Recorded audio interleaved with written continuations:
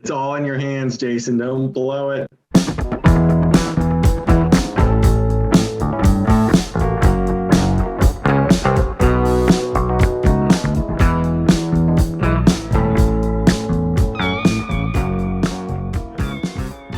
Hey everybody, welcome back to Listography, round 4 of our March Badness tournament, the final four records, 2 matchups. This is getting down to the wire. So the 2 matchups we're looking at this week are results may vary by Limp Biscuit up against Life, Love, and Hope by Boston, and Corey Feldman, Angelic to the Core up against Bon Jovi 2020. The audience, you guys have already voted on these matchups. We've got the results. Your vote is good for 2 points.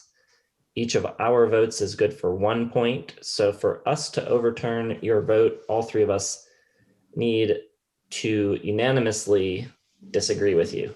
The first matchup, Limp Bizkit against Boston.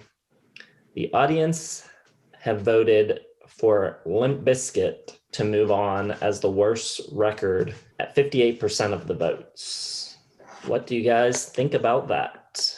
Well, I, for one, think it stinks.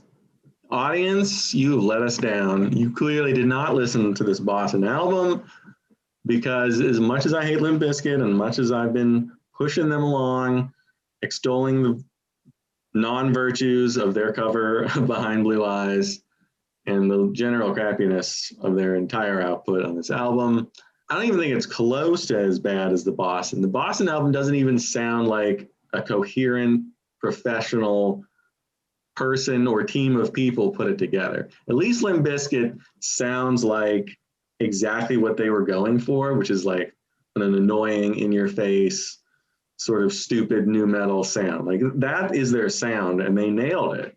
Boston, on the other hand, just sounds like a complete mess. Like, people didn't even know what they were doing. There was no plan. There's nothing. Well, I love your 70s work, Tom, but you really dropped the ball on Life, Love, and Hope. And as much as I hate to say it, Fred Durst put out a superior record, and that's why I am flipping. I'm voting for Boston to move on to the finals, to the championship where they belong. That is 1 vote for Boston Life, Love, and Hope. Can we flip it? Can we do it, guys? Let's see. People may think I'm going to flip it because I think I've voted against Limp Bizkit for the last couple rounds. I definitely wanted Nickelback to move on last time. And I'm surprised, Joe, that you're not going with Limp Bizkit as the worst album.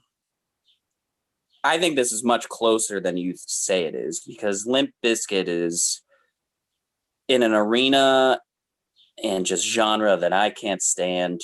At least, Boston, I like rock. I like pop rock. I can get into stadium rock, whatever the hell they were trying to do with Life, Love, and Hope. I am also flipping it, though. I think Boston, Life, Love, and Hope is the worst record, and these are both awful, awful albums. But the difference, the major thing that I am going to, and this kind of goes along the line with what Joe was saying, was like, the Limp Bizkit is trash that is professionally done. At least they got it into the trash can and then into the trash, what the hell, trash vehicle? What, garbage truck that comes along. Boston took this album and just dumped, like the old commercial where they throw it in front of the Native American. That's the Boston album, where it's just all everywhere and we're crying looking at it. The main reason why are those damn drums. That just recorded drum part that they put on, I think 3 or 4 songs, doesn't work on any of them. They just decided they liked it enough to just use it.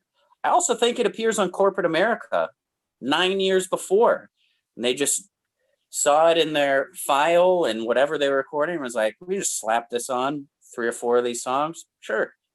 There's not one impressive thing about this Boston album. At least Limp Bizkit was impressive to some people. Boston moves on unless Jason shuts it down.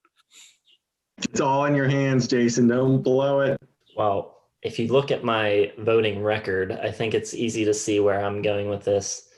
I have not been in favor of Limp Bizkit moving on, going all the way back to the round of 32.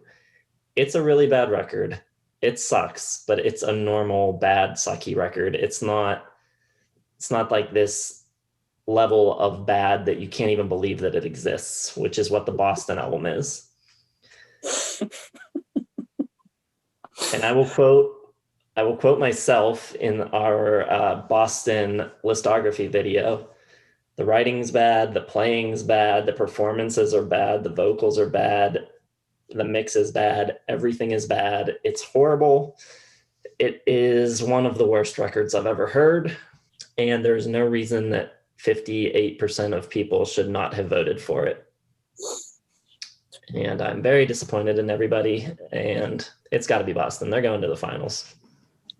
It is true. I mean, going into that Boston ranking, I was so shocked when I listened to it. I had to like double take and make sure I was listening to the correct thing. It was so weird and bad, especially for like this studio wizard. Like, that's the biggest problem with it. Is oh my God. Shall we move on? Let's. All right, Corey Feldman, Angelic to the Core against Bon Jovi 2020. Bon Jovi, kind of a Cinderella story coming into this tournament. Wasn't even really that aware of it, aside from you mentioning it at the end of our Albums of the Year 2020 video and saying it was the worst record you listened to that year. So at your urging, it snuck into the field of 32. And here it is, all the way down into the Final Four, still in play. But the audience has voted 63% for Corey Feldman to move on. I'm feeling good about that one. That is the correct choice. Bon Jovi 2020, we know it's bad. We've talked about it. We've talked about the lyrics and the hokiness and the just kind of try hard attempt by Bon Jovi to make a relevant, sort of timeless record in the style of something like The Rising from Bruce Springsteen, seizing upon a moment to build America back up through his songs and lyrics, and it just falls flat on his face. But, you know, it's not horribly produced. Like, it doesn't sound terrible. It's not like the Boston album where things just went askew from the beginning. It's a professionally made record.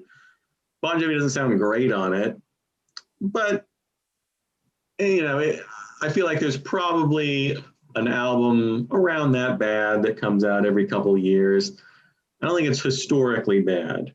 I think Corey Feldman just has an entirely another level of badness, just from the execution to the production to the planning to the singing to the just overall just horribleness of it. Maybe it's purposely supposed to be that bad, and if so, kudos to him. But I think clearly Bon Jovi's Cinderella story has come to an end. Corey Feldman is just a deserving winner, and I think he's a deserving finals participant against Boston. I'm really looking forward to the matchup. Well, that is the matchup. It wins with 3. Joe puts it over. There are stunningly a lot of similarities between these two albums. The main one being neither of these artists seem to be aware of what they're really capable of and what their strengths are. Bon Jovi, you know, not doing these heartfelt sentiments. Corey Feldman, not doing music at all. So there's the difference. I agree with Joe and the audience. Angelic to the Core has to move on. It is awesomely bad. And that's why it's going to be such an interesting matchup. Is like, this one is just like mind-bogglingly bad. Like, it's from a different planet. The other one's just, Boston album's just going to be like some massive failure by people that should know versus people that have no idea. It's going to be epic. The Bon Jovi one is awful. Easily the worst one of the past 5 years. I'd say Joe's correct on that. But yeah, it just flat out sounds better and at least makes sense as a pop album. There's so much for the Corey album that just doesn't make sense. doesn't follow any sort of music theory. Nothing about it makes sense. It's incredibly peculiar. Love him, but he'll be in the finals. Corey Feldman, Angelic to the Core moves on. I think Jason's going to disagree with us, but go ahead. No, that's the right call. Corey Feldman is worse. I don't know. It's going to be an interesting final. There are people that I've seen in our comments that feel like the Corey Feldman record is kind of this aware and ironic, it's kind of a statement on Hollywood and pop stardom, and that he knows what he's doing. I'm not so sure about that, but it's interesting to think about. I feel like the way they voted in the previous round, I feel like they're already going Feldman on this one all the way. I don't know where I'm going. I'm going to give each one a last listen.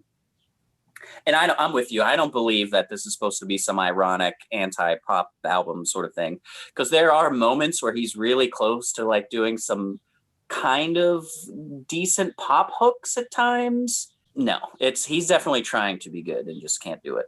All right, so that's it. The final two. This is the last matchup. You can go vote now. The link will be in the description. While you're there, you can check out the links to all of our social media sites as well. We've got Facebook, Twitter, and Instagram.